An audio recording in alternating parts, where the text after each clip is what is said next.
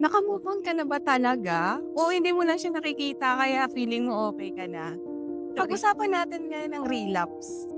Welcome to Q&A podcast.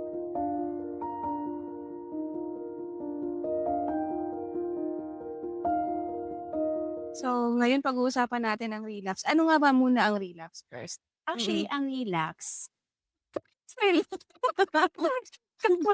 actually, ang relapse, sa relationship we're Mm. talking about relationship, is a setback. Yung bumabalik ka sa, ah, unhealthy behavior, like sa toxic pattern, break na kayo ng ex mo pero gumagawa ka pa rin ng way na Mm. makipagbalikan or yung mga unusual things na hindi na dapat ginagawa is ginagawa Mm. mo pa rin. Bumabalik ka sa dati mong habits. Mm. Bakit, saan nag-origin ng salitang relapse? Kasi before it's ano sa medical use, Yes. psychological din. Ang ano kasi diyan is, relapse it means for example kung may illness ang tao, may addiction ang tao. So, for example, ano na siya sa pag-healing niya, sa paggaling niya. Mm. On the process na On siya. pero kasi, yun bumabalik siya ulit sa dati niyang habit niya. Yes, So, for oo, example kung addiction 'yan, nag-relapse siya, bumalik siya ulit, nag-try ulit oo, ng 'di ba? oo. Actually, to be honest lang, Mm.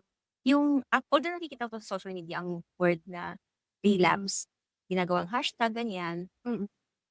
sa'yo ko siya parang usually naririnig 'pag everytime Mm. may nashi-share ako, "Oo, nag-relapse ka na naman." Mm, Sabi ko, mm, pero parang nage-gets ko, 'di mm, ba, na, okey. Tapos until na mm, may isang, celebrity na nag-post siya something, regarding sa dati niyang leading lady na married na. Then na-realize ko, okey, gets ko na kung ano yung relapse. Then na-realize ko, okey, kaya ko pala sinasabihan na nagre-relapse ako. oo, kasi Pero to be clear lang, hindi ako nagre-relapse mm. sa ex kasi wala naman akong ex. That was long time ago. Nagre-relapse kay crush. Crush. Ayan naman kasi sinasabi ko na happy crush lang dapat, eh. So ayun, ano nga ba yung tinatawag na relapse sa relationship? So after we discuss kung ano nga yung origin ng relapse na yan, ngayon naging, part na siya ng modern relationship 'no, Oo, lalo na 'di kasi may ba? social media na. Ang dami na Oo. ngang terms na lumalabas, Pero eh. nakakatuwa, I Mm, mean nakakatuwa lang kasi mm. dati parang 'pag sinabi mong relapse parang seryoso ang dating, ang bigat. Oo. Pero ngayon at least nagre-relapse ka, may narinig ka na na kanta nagre-relapse ka na. Parang ginagawa na lang siyang at we take it lightly na lang, 'di na katulad Mm, dati na mm. 'pag, parang ang bigat kasi ng word ng Oo, relapse, 'di oo. ba? So ayun, sa relationship na ginagamit yun, eh, eto na nga for example, break na kayo, nagmo-move on ka na, 'di ba? Oo, Tapos, okey na nakalimutan ko na siya, out of sight, out of mind. mm. Maya-maya may narinig ka ngang for example yung theme song niya narinig mo, Kaya oh nga, my God, eh. naalala ko na naman siya, gano'n. Yun, tapos yun, akala mo Mm, naka-move on ka na, pala hindi, hindi babalik pa. na naman yung So, things that you're doing when you're ano, nasa relapse ka. minsan tine-text mo pa ex mo, Oo, 'di ba, ilang magpapa-text months na ka pa, kayong 'di 'di ba, okey ka na, yung vibes mo masaya ka na and all, then suddenly bigla kang na-trigger ka lang one time nakita mo yung, ay nag-post siya, oh gano'n. Nakita mo yung post niya, ayan na naman siya, bakit ang bilis? Ang bilis mong bumalik. kasi hindi ka pa Mm, totally nakaka-move on. Parang ano lang kasi yan, eh, sugat na hindi mo naman sinasadya na nasugatan ka or may ano ka diyan, ta's parang nabunggo, parang, masakit ta's oo, parang gano'n, masakit hindi na mo ulit. sinasadya. Pero minsan, kailangan din kasi talaga siyang i-process ng maayos. So it means hindi mo siya na-process ng maayos Hindi, kaya ma-relapse ka? oo, hindi siya napo-process. Ah, Kasi may mga tao, mm, hindi ko sinasabing lahat, pero siguro may mga tao talagang ayaw nila more i-face yung kasi lahat naman tayo gusto ng shortcut, 'di ba? Ayaw natin mm. hindi kasi 'pag sinabi kasing pain or breakup, mabigat kasi siya parang ayaw mo tanggapin na wala na kayo, Kasi andun na nga yung attachment niyo. gano'n. Eh, 'di ba nga, napakahirap kumbaga familiarity nandun nakasanayan mo na siyang kasama mo. May friends kayo, 'di ba? As couple may Mm, mga friends kayo, 'di ba? mm, So halimbawa, ayan, nakita lang ninyo na magkasama or may gathering, I mean may gathering mm, tapos hmm. na-invite ka. Tapos halimbawa that time di available yung ex mo, so ikaw lang mag-isa pumunta. So parang yung same faces na familiar. oh, sayang nasan na yung isa tapos kunwari mapa-CP ko, "Eh, bakit ka hindi pumunta? Eh, hindi ka ba invited?" Pero actually, hindi siya Mm. curious kung bakit hindi siya pumunta, Oo. kundi yung feeling na sana nandito siya kasama. Gano'n Kasi din, before magkasama naman kami, eh. gano'n yun, Ang hirap na na may common friends kayo. oo. Babalik at babalik talaga yung so, paano 'yan pagka nag-break kayo, break na rin kayo ng mga common friends? Ah, ak Iiwas ka ba 'pag gano'n? ako kasi, Hmm, in my own opinion na ano 'no, mm, hindi naman kasi talaga ako sa ano, sa relationship. mm, Pero ko kasi, for me it doesn't matter kasi ito, kung 'yan ba ang makakatulong sa'yo to heal, to move mm. on, then I think you have to stay away from your friends, I mean common Yung common friends, friends oo. niyo? Kasi kung mabagal yung process ng pagmo-move on mo dahil napapalibutan ka pa ng mga taong nagpapa-remind sa kanya, then ikaw din talaga magsa-suffer. So better na lang na pero it's better to them na kausapin mo sila, "Ano ha, huwag kayong magtataka. Gusto ko lang muna, it doesn't mean na na lalayo I don't ako, I value just our oo, friendship, oo, oo. ah, I'm in the healing process pa. So, Oo, kailangan ko lang muna na mag-isa na I don't want any mm. ano, someone or people to To remind me, remind oo. you. Iwasan So, mo din yung mga places na napuntahan pinupuntahan niyo, 'di ba? Yung mga songs, anything na makapagpapa-remind, mm, iiwasan mo, 'di ba? Para hindi ka magkaroon ng relapse kasi ang relapse talaga malala, eh. Ito kahit nga lang sa mga halimbawa may nagugustuhan ka, mm, tapos sinasabi mo sarili mo na alam mo walang chances, then tina-try mo mag-move forward, 'di ba? mm. Kasi siyempre wala naman talagang chance, ba't ka pa aasa. Then konting ano lang, halimbawa nakita mo lang siya or binati ka lang, relapse malala. Ano ba 'yan? Alam mo yun, nasa Oo, akala mo, "Uy, akala ko di ko na siya gusto." Hindi naman naman, talaga nawala, nandun lang mm. kaso You're trying to hide it na lang yes, siguro parang inaano mo na lang oo, minsan, in denial ka lang, oo. in denial. Hindi ka pa totally naka-move on 'pag gano'n. Oo. Eh, so papaano naman yung totally naka-move on ka na? Siguro, years na rin ang lumipas, pero may chances pa na puwede kang mag-relapse? For me, oo. Okey. Mm. Kasi even Kasi 5 years pa yan, eh. Kasi yun nga, 'pag hindi mo mm, nakikita yung tao, akala mm, mo okey. mm, Pero, let's say, biglang may nagkuwento lang na, "Uy, ganito si ano, nagkita kami, pasimutin siya sa birthday na ganito." mm, mm, Babalik lahat yan. mm, Kasi ibig sabihin nun, siguro puwedeng na-miss mo lang yung tao, na-miss mo yung feeling mm. na-feel mo that time nung kayo pa. Kasi siyempre may pinagsamahan naman kayo, hindi naman yun Deep basta-basta yung attachment oo, niyo hindi naman yun 'no? basta mawawala, eh. Mm, 'Di ba? So, kaya lang siyempre nag-end na yung story. So, hindi na dapat mm, binabalikan mm. or hindi ka dapat nagka-crush. So yun na nga, eh, kaya ka nga nagre-relapse kasi hindi ka pa nakaka-move on. Oo, tsaka hindi ka Pero kahit naka-move on ka na, puwede ka pa rin mag-relapse. oo, totoo yan. Oo, Kasi parang nangyari yan sa'kin dati na although hindi naman long yung relationship, hindi naman months lang naman nag-last. Pero kasi siyempre nasanay ka na ano yun, siyempre may kausap ka lang tapos parang bigla lang may naaalala ako. mm. Alam mo ba nung nag-message ako Nag-message ka sa kanya? hindi, I mean, nangumusta lang. Wala namang Okey. ano, eh, Oo, sige kasi grabe naman yung reaction ko, okey lang namang mangumusta, yung sige. something ano lang, na parang, yung pero actually nangyari na din yan na halimbawa, naghanap ka na ng way, "Uy ganito," halimbawa may tinatanong ka na something, pero ang totoo gusto mo lang talagang update, may malaman tungkol sa kanya. Gusto mo Mm. lang, update yung sarili mo kung kumusta na siya. Minsan kasi way din natin yan, eh, na, "Uy may tatanong lang ako sa'yo," ganyan-ganyan, pero ang pakay mo naman talaga is iba. Just to ano lang, siguro Connection. mag-reconnect, Reconnect, oo, oo, reconnect gano'n. lang. Oo, kasi So why you're reconnecting? You kasi want to bring back the memories kasi and bring back the ano, memories, I don't the think so. relationship. Siguro ano, you still want the person. You still want the Oo. person back. Oh, yun nga, eh, 'di ba? Kasi merong iba na, yun nga, halimbawa, in less than a year, nag-break up, then di pa siya talaga naka-move on. So, maghahanap talaga siya ng way na kausapin yung tao.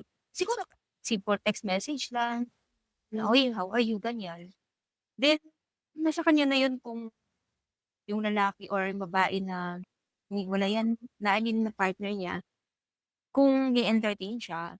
Pero kasi most of the time yung other party 'pag ano naka-move on na kasi talaga. Natalo yung hindi naka-move on, Mm. gano'n. Lalo na 'pag halimbawa talagang hindi mo matanggap na bakit kayo naghiwalay, 'di ba? Hindi kayo both nag-decide kasi may breakup na ano lang, eh, one-sided lang, eh, isa lang yung nagdesisyon. Parang wala ka na lang din choice. Kasi ginusto nung isa na mag-breakup na. Mm. Kasi hindi naman lahat ng breakup is mutual, eh. Meron ngang breakup na hindi na lang kayo basta nag-usap, walang formality, tag-end na lang ng gano'n na, Ng "O gano'n sige, na oo lang. na." Hindi niya na pinag "O sige, hindi na tayo, hiwalay na tayo." Walang gano'n, eh. Yung parang nag-ghosting ka na lang. Bigla na lang siyang nawala 'no, Gano'n, hindi na gano'n. May nagparamdam, gano'ng hindi na lang breakup. nagsabi ng Doon dahilan. magre-relapse ka na ng malala do'n. Kasi nga wala kayong proper Magre-relapse ka ng closure, 'di malala do'n. ba? Kasi parang hindi mo alam kung kayo pa ba or ano. May Kasi inaasahan ka pa oo, bang oo, ano. gano'n. Kasi wala namang proper ano, eh, breakup na Mm. or minsan ang malala pa nga do'n okey kayo, eh, or hindi wala kayong pinag-awayan. Bigla na lang Oo, bigla na lang parang nawala. tapos kaya ang dami ko kaya hindi mo rin talaga masisi yung tao kasi wala siyang makitang basis na bakit na nag-end up sa gano'n. Kasi Mm. nga okey naman lahat. Mm. Yun nga siguro kasi yung isa hindi rin niya masabi na hindi Mm. niya kayo maging honest dun sa partner niya. Mm. Ayaw na niya, kaya dinaan niya na lang sa paggo-ghosting, 'di Nanggo-ghosting. ba? May gano'n, eh, maraming relationship na gano'n. Parang feeling mo hindi wala kayong pinagdaanan, parang basta na lang Wala kayong tinapon. May pinagsamahan, gano'n, as yes. in talagang parang siguro ka hindi kayang ano, humarap. Oo, yun Hmm, nga, hindi kaya nilang humarap sa tao then sabihin na lang yung totoo. Pero oo, give them ano naman, yung pinagsamahan na lang ang isipin oo, mo. Bigyan totoo. mo naman siya ng proper closure, Oo, 'di ba? totoo, oo. Tsaka kumbaga nung niligawan mo 'yan, nag-usap kayo, Sinuyo mo yan. sinuyo mo, nakuha mo lang yung Mm. matamis na oo, tapos bigla mo na iwan sa ere na paano ano yun, Oo. tanyahalik na ginapin yung sarili niya 'pag gano'n, 'di ba? After ng lahat, Ang oh, 'di ba? unfair, oo, ang unfair talaga. After ng lahat. Dapat So, kung yung ma-ano up relapse mo ka, talaga diyan pagka mm, ano ma-ano up ka, is ka nga nung hiniwalay I mean nung niligawan mo, eh. mm. Kasi hindi mo kayang time na kailangan na tapusin. Mm. Okey, since ano, ikaw na rin nabanggit naman na kanina eh, 'di ba nga kaya ako isip ang topic na 'to kasi nga lagi ko nakikita pagre-relapse mo. Oo. Ano ba? Siguro yung totoo, hindi Mm. naman talaga ako naka-let go pa. Kasi Mm. sinasabi ko lang sa sarili ko na ayaw ko na, pero konting ano lang, may mangyari lang na halimbawa Mm. makita ko siya or makausap ko siya, bumabalik siya. I mean, ewan Ang ko, rupok. hindi pero ibig ko sabihin, 'di ba, yun nga siguro kasi nga ako siguro sa sarili ko din, hindi ko pa siya na-settle, eh. Although ilang beses ko na na-convince ang self ko na ayoko na, pero wala, eh, gano'n talaga, eh, mahina ka pagdating sa taong gusto mo, eh, o sa taong mahal mo, 'di ba? Kung makita mo lang nag-smile, naku wala na, magugulaw na mundo mo, Sira na, grabe wala naman yung na. happy crush na yun, uy. Tsaka puwedeng happy crush tigilan mo na yung kaka-react. Para hindi na to Masyado pero relapse tuloy, uy. mahirap Smile. talaga. Ilang years na ba? Oo, May mga 4 years na pala. ang tagal na, hindi na happy crush yun, ah. Puro relapse na lang ako, eh, sorry.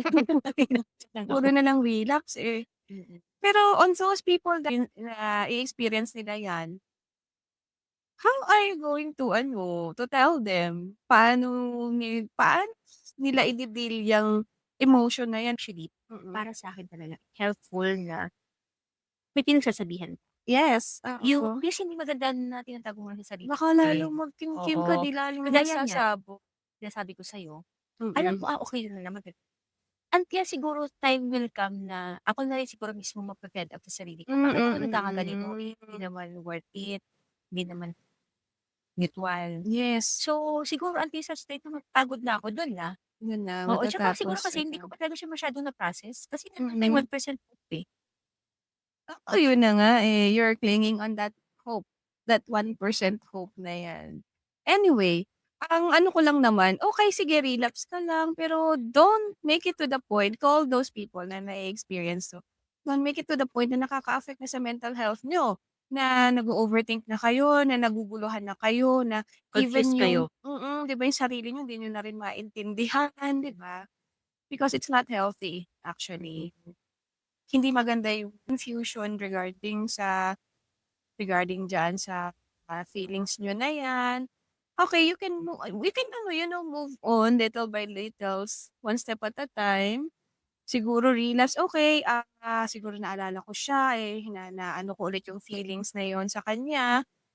And then again, one Babalik ka step naman. another, Oo. 'di ba? So, one step back ka, two step forward, alam mo 'yun? At saka actually slow Mm. progress is still a progress. Yes, oo. Kaya ano lang, paunti-unti.